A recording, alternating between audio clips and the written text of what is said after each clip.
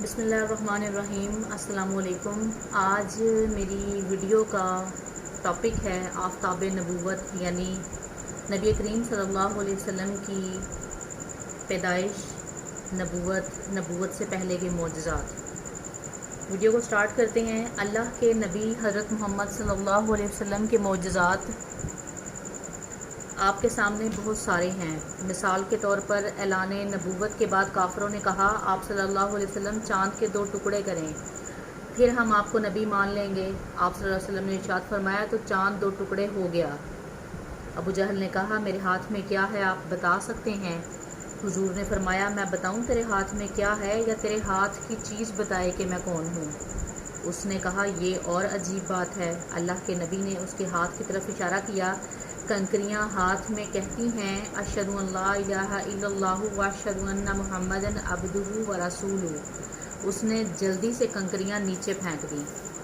हज़रत अबू बकर सिद्दीक ने उनको उठाया। वो सिद्दीक के हाथ में कलमा पढ़ रही हैं, वो फारूक के हाथ में कलमा पढ़ रही हैं, वो हैदर के हाथ में कलमा पढ़ रही हैं, फिर पैगंबर सल्लल्लाहु अलैहि वसल्लम के हाथ में कलमा पढ़ रही हैं। अब ये पत्थरों का कलमा पढ़ना नबूवत का मोजज़ा है। ऐलान नबूवत के बाद हज़ारों वाक़यात पेश आए। ये मोजज़ा है कि काबा की चौखट को पकड़कर आपने दुआ मांगी, उमर कलमा पढ़कर हुजूर के कदमों में आ गए। ये मोजज़ा है कि अल्लाह के हुजूर हाथ उठाकर दुआ मांगते हैं और आसमान पर बादल जमा हो जाते हैं। हाथ चेहरे पर फेरते हैं, बारिश बरसना शुरू हो जाती है। ये नबी करीम सल्लल्लाहु अलैहि वसल्लम का मोजज़ा है कि हुजूर के हाथ उठते हैं और अबू हुरैर की अम्मा कलमा पढ़कर इस्लाम में दाखिल हो जाती हैं। ये सब वाक़यात ऐलान नबूवत के बाद के हैं। नबूवत के ऐलान से पहले जब महबूब नबी करीम सल्लल्लाहु अलैहि वसल्लम दुनिया में नहीं आए थे, कुछ वाक़यात उस वक्त ज़ाहिर हुए।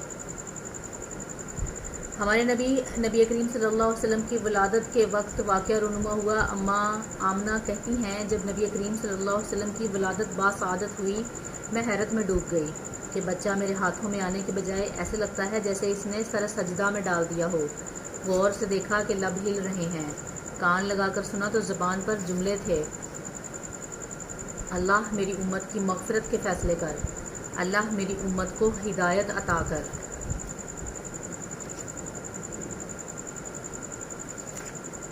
आज जो आब ज़मज़म हम पीते हैं, ये नबी करीम सल्लल्लाहु अलैहि वसल्लम का बचा हुआ पानी है।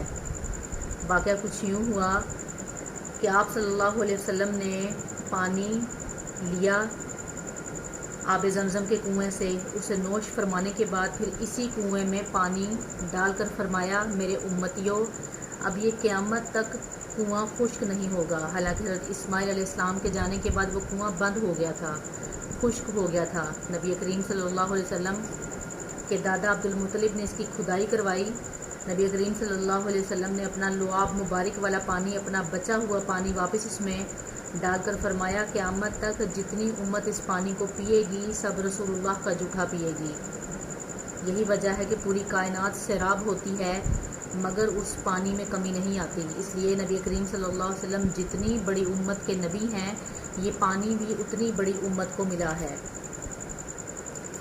इसी तरह नबी करीम सल्लल्लाहु अलैहि वसल्लम के दादा हज़रत अब्दुल्ला भी वाक़यात को देखते हैं। सैयदना आमना तो कहती हैं कि जिस वक्त विलादत हुई, इतनी अजीम रोशनी उठी कि जिससे मुझे शाम के महल्लात नज़र आए। इशारा इस तरफ था कि अब हुकूमत शाम नहीं रहेगी, अब क़यामत तक मोहम्मद सल्लल्लाहु अलैहि वसल्लम के इस्लाम की हुकूमत रह जाएगी। सूरज बाद में तुलू होता है, रात जाती है तो दरमियान में कुछ वाक़यात आते हैं। इन वाक़यात में एक वाक़या ये भी होता है, लोग उठकर बेदार हो गए। अभी सूरज आया, सूरज निकलने से पहले लोग बेदार होना शुरू हो जाते हैं। इंतज़ार इस बात का होता है कि सूरज निकले तो दुकान पर जाएं, सूरज निकले तो काम पर जाएं, सूरज निकले तो पढ़ाई शुरू करें, सूरज निकले तो फ़लाँ काम करें। लेकिन पहले से तैयारी शुरू है। अभी नबूवत का सूरज रोशन होने वाला था तो इसके आने से पहले शाहो गदा इंतज़ार कर रहे थे, दुनिया बेदार हो रही थी। हसन बिन साबित इंतज़ार कर रहे हैं, दुनिया बेदार हो रही है। सलमान फ़ारसी इंतज़ार कर रहे हैं, दुनिया बेदार हो रही है। राहिब इंतज़ार कर रहे हैं। जैसे रात जाते ही सूरज निकलने से पहले लोग जागना शुरू हो जाते हैं, सूरज का इंतज़ार कर रहे होते हैं। सूरज निकले तो काम शुरू करें अपना, ये दुनिया के लोग इंतज़ार कर रहे हैं। حسان بن ثابت کی عمر 120 سال ہے۔ 18 صحابہ ایسے ہیں جن کی عمر 120 سال ہے۔ ان میں سے ایک صحابی سیدنا حسان بن ثابت ہیں۔ انہوں نے جب کلمہ پڑھا تھا اس وقت ان کی عمر 60 سال تھی، تو زمانہ جاہلیت میں 60 سال اور زمانہ اسلام میں بھی 60 سال گزارے۔ حضرت حسان کہتے ہیں میری عمر 7 سال تھی، میں بچہ تھا۔ مدینہ کے چوک میں ایک راہب کھڑا ہو کر اعلان کرتا ہے، مدینہ کے لوگوں ادھر آؤ، میں ایک بات کہنا چاہتا ہوں۔ سب لوگوں کو وہ جمع کرتا ہے اور جمع کرنے کے بعد کہتا ہے کہ آج کی رات میرے علم نجوم کے حوالے سے آسمان نجوم پر ایک ستارہ روشن ہوا ہے، جو اس بات کی علامت ہے کہ آخری نبی حضرت محمد صلی اللہ علیہ وسلم دنیا میں آ رہے ہیں اور وہ بچہ ہے۔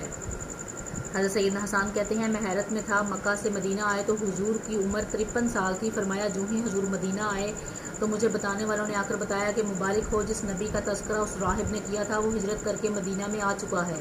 کہنے لگے اسی وقت میں جاتا ہوں، اللہ کے نبی کا چہرہ دیکھتا ہوں، اور اسی وقت اللہ کے نبی حضرت محمد صلی اللہ علیہ وسلم کا کلمہ پڑھ کر مسلمان ہو جاتا ہوں۔ میں بتا رہا ہوں کہ سورج نکلنے سے پہلے رات کے جانے کے بعد وہ جو درمیان کا حصہ ہوتا ہے وہ سورج کی آمد کی پیشنگوئی ہوتی ہے کہ اب سورج آنے والا ہے۔ جناب عبداللہ خود کہتے ہیں کہ ایک عورت مجھے آ کر کہتی ہے عبداللہ میں تیرے ساتھ نکاح کرنا چاہتی ہوں۔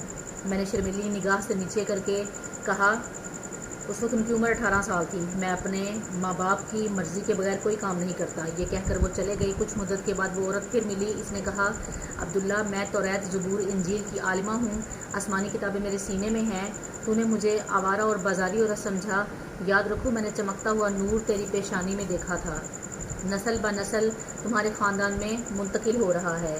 یہ نور عبد المطلب کے سینے میں بھی تھا، یہ نور ہاشم کے سینے میں بھی تھا، یہ نور عبد مناف کی پیشانی میں بھی تھا۔ ہمارے بڑے بتاتے چلے آ رہے ہیں، میری تمنا تھی میں اس نبی کی ماں بنوں، لیکن آج وہ نور تیری پیشانی سے غائب ہو چکا ہے، وہ کشش اور جاذبیت ختم ہو چکی ہے۔ اب اگر تو مجھے کہے بھی صحیح تو میں تجھ سے نکاح نہیں کروں گی، اس لیے کہ نور کہیں منتقل ہو چکا ہے۔ اس وقت عبداللہ نکاح کر چکے تھے۔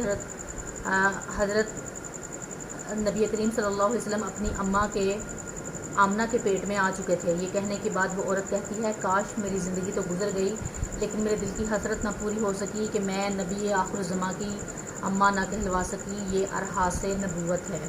ایک روایت میں آتا ہے کہ جس سال نبی کریم صلی اللہ علیہ وسلم کی ولادت باسعادت ہوئی، اس سال جتنی عورتوں کو دنیا میں حمل تھا کسی عورت کو بچی پیدا نہیں ہوئی، جتنی عورتوں کو حمل تھا سب کو اللہ نے بچہ عطا کیا۔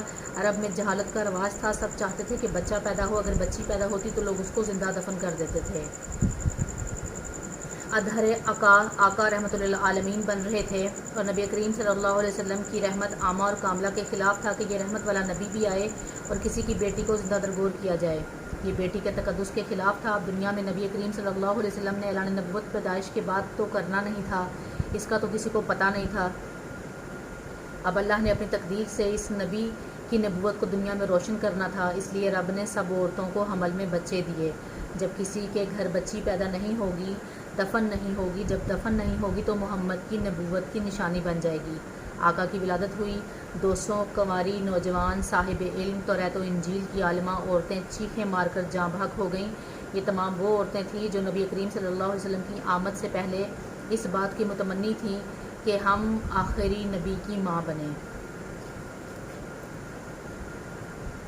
حسن نبوت کی جو حقیقت ہے کہ اللہ نے کتنا حسین بنایا تھا، کتنا حسن دیا تھا، اس تک کوئی صحابی نہیں پہنچ سکا۔ بنانے والا جانے یا بننے والا یا اللہ جانتے ہیں یا رسول اللہ جانتے ہیں۔ صدیق نے جتنا سمجھا ہے اتنا بتایا، فاروق نے جتنا حسن سمجھا ہے اتنا بتایا ہے، حسان نے جتنا حسن سمجھا اتنا بتایا ہے۔ مثال کے طور پر ایک صحابی کہتے ہیں اب چاند کی کیا اوقات ہے کہ میرے نبی کا مقابلہ کرے۔ اب صحابی اپنی حیثیت سے تو تشبیہ دے رہے ہیں کہ ہم چاند کو خوبصورت کہتے ہیں۔